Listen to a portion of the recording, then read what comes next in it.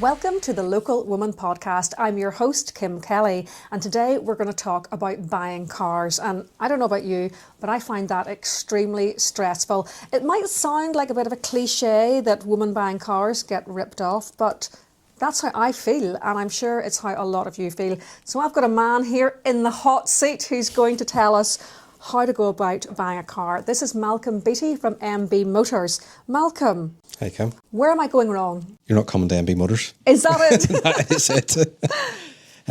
Yeah, listen, we hear this all the time. You know, women going into car dealerships, they feel intimidated. Car showrooms can be an intimidating place, not just for females, but also for males. Yeah. You know, you walk into a fancy car showroom and you have somebody meeting you at the door and where can I point you in this direction? And people come out with suits and they can make you feel uncomfortable. You know, so I've always had the business sense of going, let's just stay casual, let's stay welcome to people, male or female, but specifically females, because I have female friends that go and buy cars, not necessarily just from me, but from other places, and they tell all these horror stories. Been ripped off. I can't say everybody's been ripped off. That would be wrong for me to say that, but certainly there is people who have been ripped off in the past. Car salesmen might think these girls don't know what they're talking about.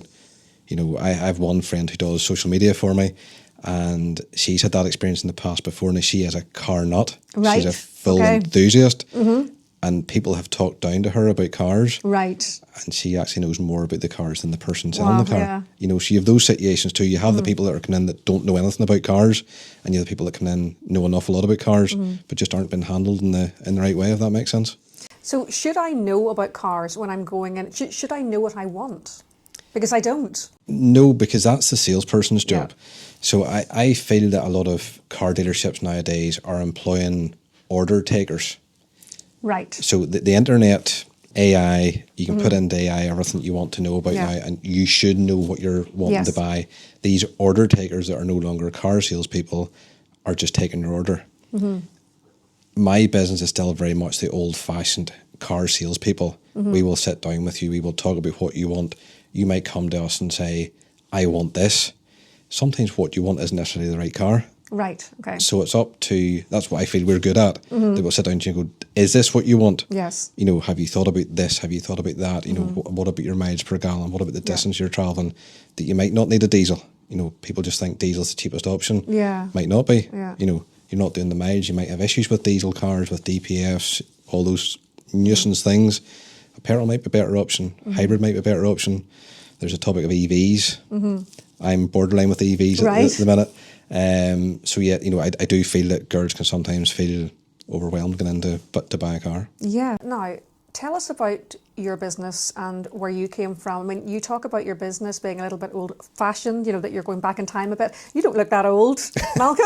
I've been selling cars 25 years next month. I'm just doing the maths here in my head. So I started selling cars when I was 16. Right. And straight out of school and said I wanted to earn money, I wanted to do something. Right. Went to a local, I'm from Ballymena, went to a local Peugeot garage, got a job there, worked my way from trainee sales executive up to sales manager for 12 years. And was sort of dabbling in the sidelines with cars myself, always wanted to have my own business. And through time then started selling one car, selling two cars, selling three cars, and just kept putting the money that I earned back into buying cars again. And I'm now have MB Motors set up properly in the site that I'm on now for about 9 years. 9 years, past Sam. So started the site that I'm at now with myself and 25 cars. I've now got an acre and a half site. We stock over 100 cars and I have 16 employees. So 16 employees? 16 employees, That's a lot. Like, so, and they're not all in sales. No, they're not. I have a Bosch workshop for servicing cars. So people who don't just buy cars from us, they can bring the cars and get serviced Can with you us. service my car? I can. Sorry, I'll just stop this podcast now. You can service my car? Yes. It's a BMW? Yes. Can you? Oh, 100%, yeah. And you'll not rip me off? No. Thank you.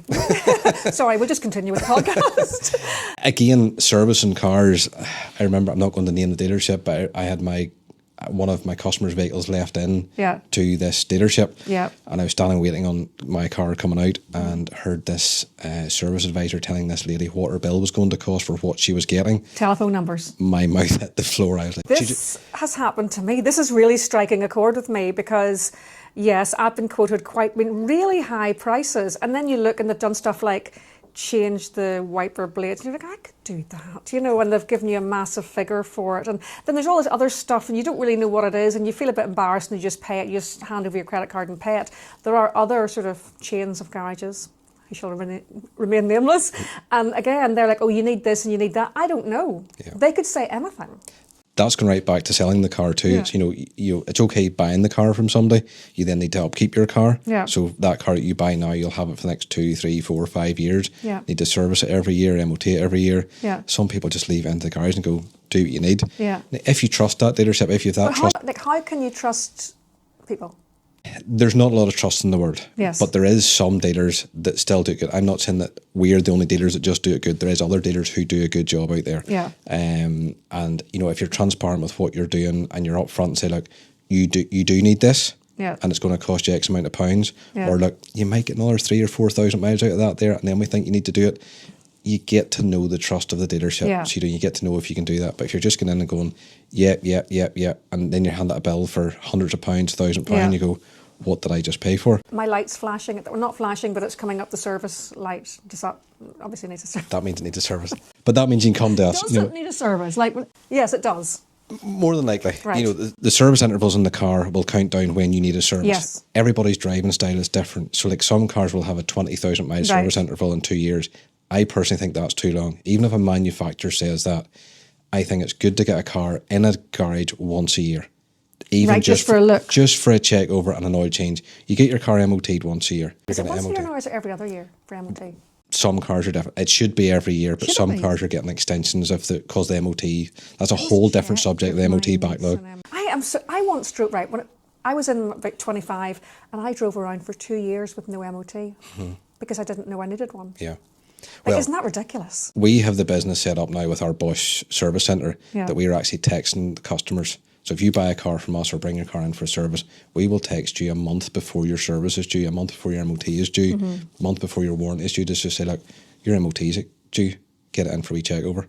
It's not that we're trying to con you out of more money. Yeah. We don't charge a fortune labour rates per hour. There's some labour rates around Northern Ireland at hundreds of pounds. Like how much would the highest labour rates be? You could be talking 170, 80 pounds in some of the main days for 1 hour's labour. I'm in the wrong job here. And you think, what are they doing in that hour? Yeah. We charge £70 per hour. Which is on the lower side. It's on the lower side and it's very competitive in that.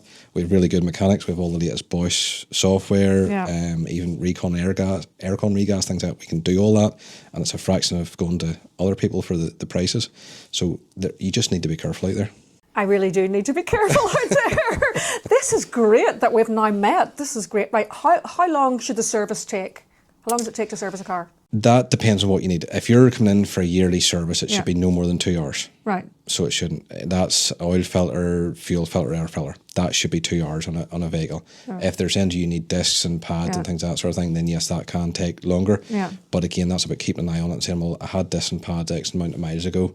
It shouldn't be due now. There's some guys you go into and they just say you need everything. Yeah. And if you don't know any better, you just go, oh, it needs that. I must do that. And next thing you're left with a bill. And there is times where your car could be on amber for discs and pads. That doesn't mean you need those right now. Right. You can go an extra 3, 4, 5,000 miles. Right. And if you're only doing 10,000 miles a year. Yeah, I do very few miles. That's 6 months before you need to do that. Right. So some people might go, no, just do them now. Fair enough. But you don't have to do it all now. You can wait 6 months and do it then. So you don't have to do everything at once. Is your average female customer as clueless as me? Yes. I like what you said. I had to be careful what I said there, so I did pause. So I am not just some kind of an airhead going, oh my God. I do know about some things, but cars is just like a blank. A car is your second biggest purchase. Yeah. So a house will be your first and a car is always known as your second. Yeah. There is, I don't want to say clueless people out there. There's loads of ways of getting knowledge, but you want to trust where you can go and buy a car. You want to know that whoever's telling you this information is factual and not just what you want to hear. Yes. And I say, going back to this order takers thing, they're just there to sign the paperwork. They're not the traditional, dealing in cars has changed dramatically over the last 5, 10, 15 years. It used to be when somebody come in to buy a car off me, you had a bit of dealing and crack with them and a bit of discount if you're buying straight or trading in. Yeah. You don't have that now. And because of the internet, everything is so cutthroat on the internet. You have to be keenly priced. So you know what you're going to buy. You have to do your homework on the dealership. Look at the reviews too. You know, like we're up to nearly 1,000 5-star Google reviews. So Wow. we are. Right, that stands. You know, but there's other dealerships out there who have good reviews as well for what they do. Do your homework. You know, just don't go and buy because it's nice and shiny. I'm a magpie for shiny things. I'm a magpie for shiny things. So like, me too. You know, Me you too. see something, go, oh, I love that. But you know, have you done your homework on it? No. You know, have you looked at the actual history of the car? No. What service history does the car have? No. How many owners does the car have? That's why I need someone like you. We can help. So would you look at that for me and just go, yes, it's good, it's bad? Or? Yeah, well, one of the things that we do is #SourceIt, which we'll maybe do in a different podcast. I can talk more about what is. It's very good for female buyers. Right. But that's where, if you're buying from a good dealership, the dealership should be checking their history. Yeah. Like I won't sell a car that's got more than 3 owners in the car. Really? Why not?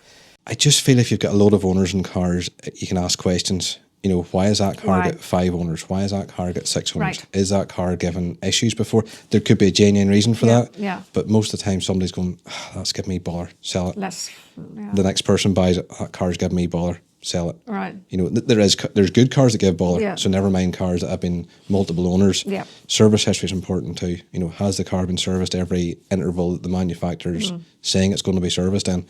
The dealership, who is the dealership? What sort of reputation do they have? How do they handle issues in cars?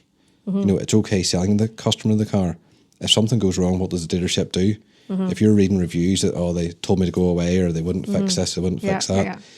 Again, we have great reviews for looking after customers, fixing issues. Customers nowadays, how do I put this politely? Don't just say it rudely. I feel since COVID, customers are very entitled. Right. So I feel, in general, customers think you owe them everything. So they've spent their hard-earned money, be it £5,000, £10,000, £15,000. They expect a new vehicle. Okay, they're not buying a new vehicle. So sometimes you have to have a wee bit of common sense. Look, this car could give trouble. Yeah. It has done 50,000 miles. It is 5-year-old. So you just don't expect a new vehicle. But it's how the dealership then handles if you do have an issue. Yes. You know, how do we work out if the car breaks down? Are you stuck at the side of the road, or does somebody come and lift you? Yeah. You know, how quick can the car get in and get fixed? Do they keep it transparent? This is what's happened with your car. This is what we're going to do to fix it. Yeah. And here we're going to put you back in the road. Do they supply courtesy cars? If your car's in for a service with us, getting warranty work done, we supply you a courtesy car free of charge. Right. All you have to do is change your insurance over onto it. Brilliant. So again, do your homework in the dealership. This has been great. I now know where I'm getting my car service. So next time, I think we should talk about the buying a car process from start to finish. We'll do the easy Kim guide, you know? Okay. So no we'll problem. do it next time. So this is great. I now have a place to get my car serviced. Thank you very much, Malcolm. Yeah.